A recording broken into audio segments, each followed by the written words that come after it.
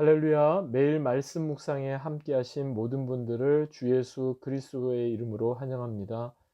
이 아침 하나님의 크신 은혜와 평강이 여러분의 가정과 자녀, 일터 위에 충만하게 임하시기를 간절히 기원합니다. 추수감사절 하루 전날인 오늘 11월 27일 수요일 말씀 묵상 시작하겠습니다. 이 아침 우리에게 주시는 하나님 말씀은 베드로전서 5장 7절부터 9절입니다. 제가 봉독하겠습니다. 너희 염려를 다 주께 맡기라. 이는 그가 너희를 돌보심이라. 근신하라, 깨어라. 너희 대적 마귀가 우는 사자같이 두루 담기며 삼킬 자를 찾나니 너희는 믿음을 굳게 하여 그를 대적하라.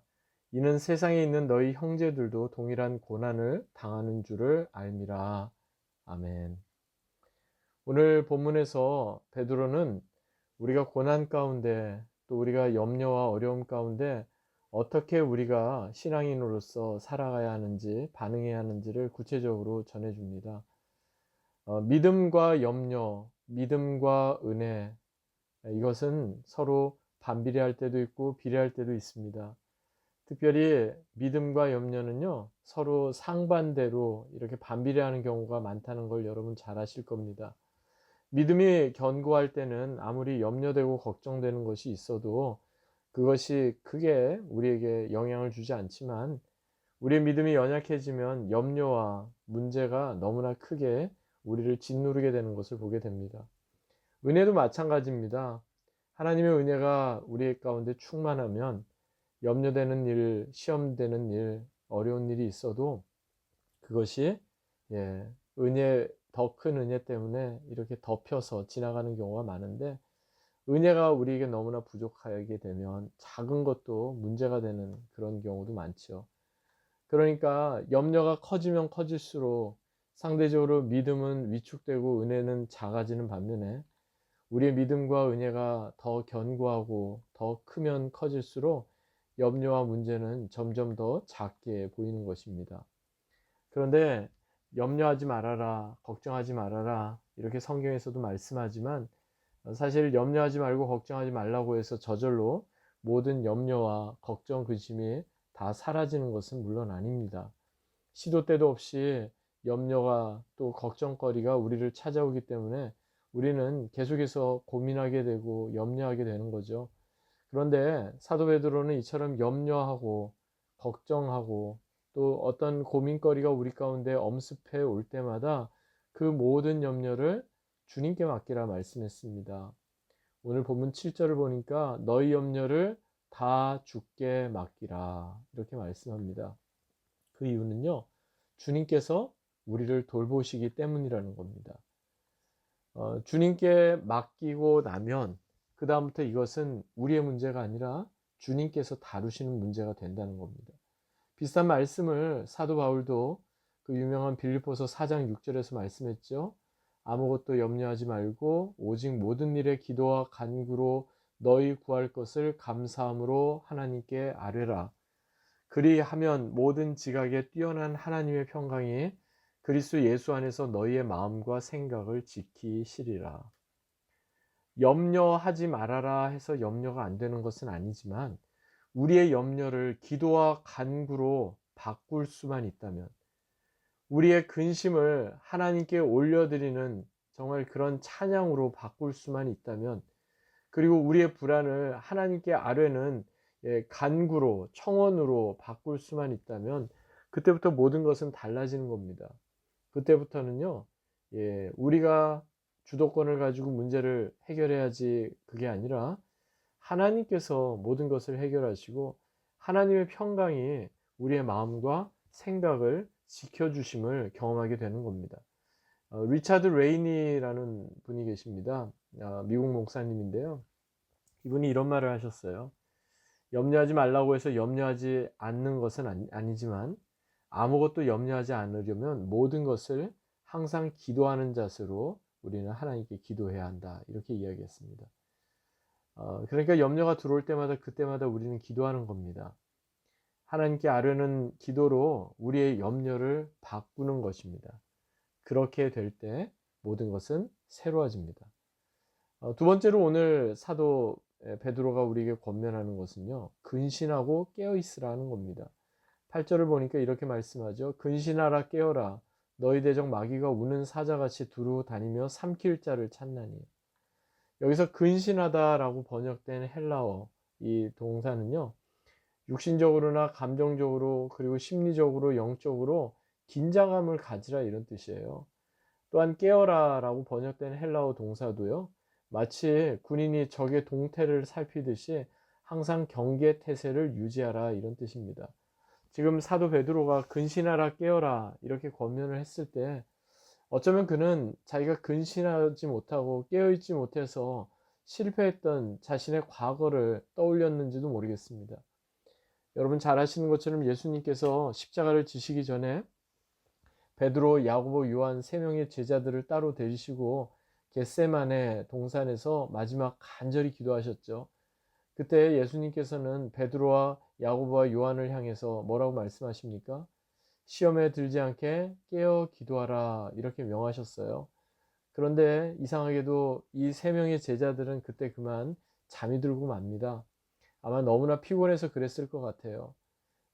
예수님께서는 십자가를 앞둔 절체절명의 상황에서 정말 간절히 기도해 달라고 요청을 하셨지만 제자들 중에 깨어서 근신하여서 기도했던 제자가 없었죠.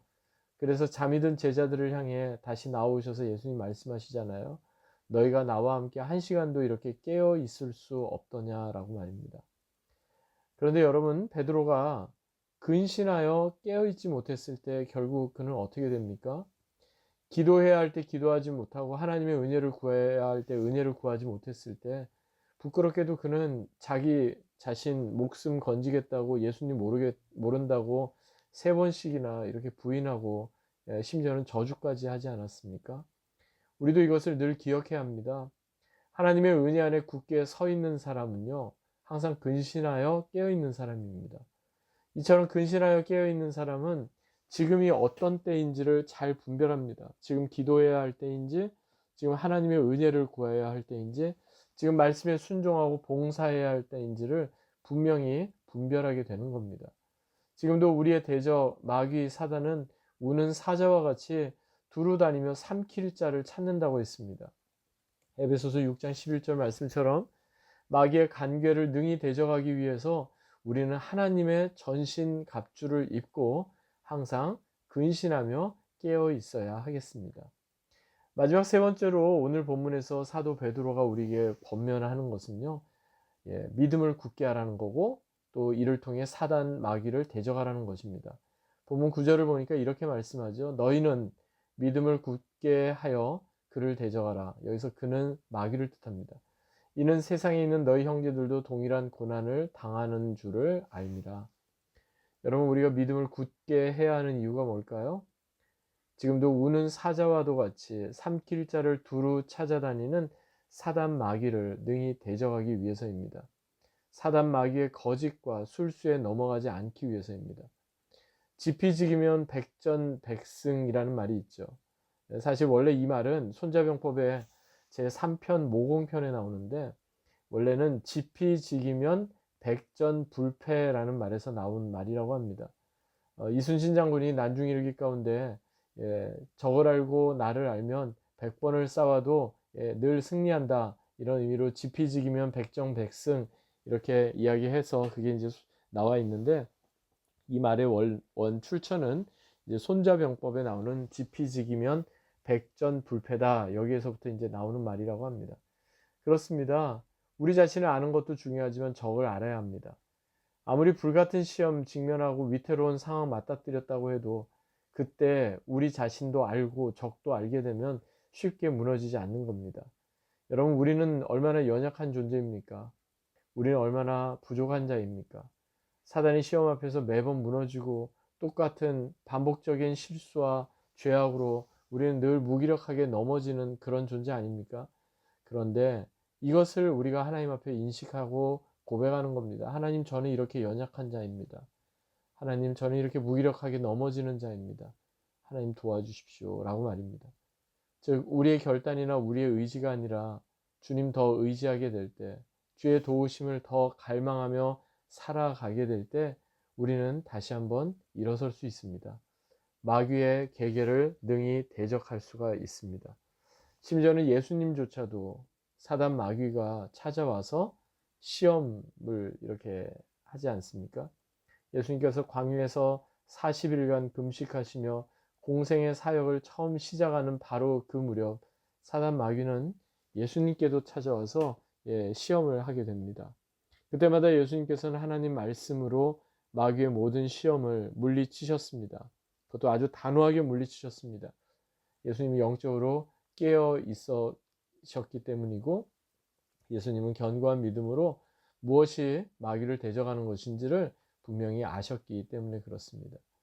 예수님이 의지하신 건 다른 것이 아니었습니다. 오직 하나님 말씀뿐이었습니다.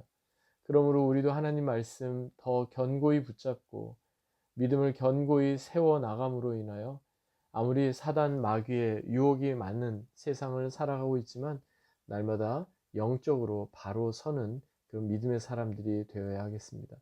오늘 주신 이 말씀 다시 한번 우리가 마음에 되새기며 하나님께서 우리의 모든 것을 아시는 우리의 하늘 아버지가 되심을 늘 기억하며 하나님의 돌보심을 신뢰함으로 우리의 모든 염려를 다 주님께 맡겨 드리십시다. 그리고 날마다 영적으로 근신하여 깨어 있으십시다.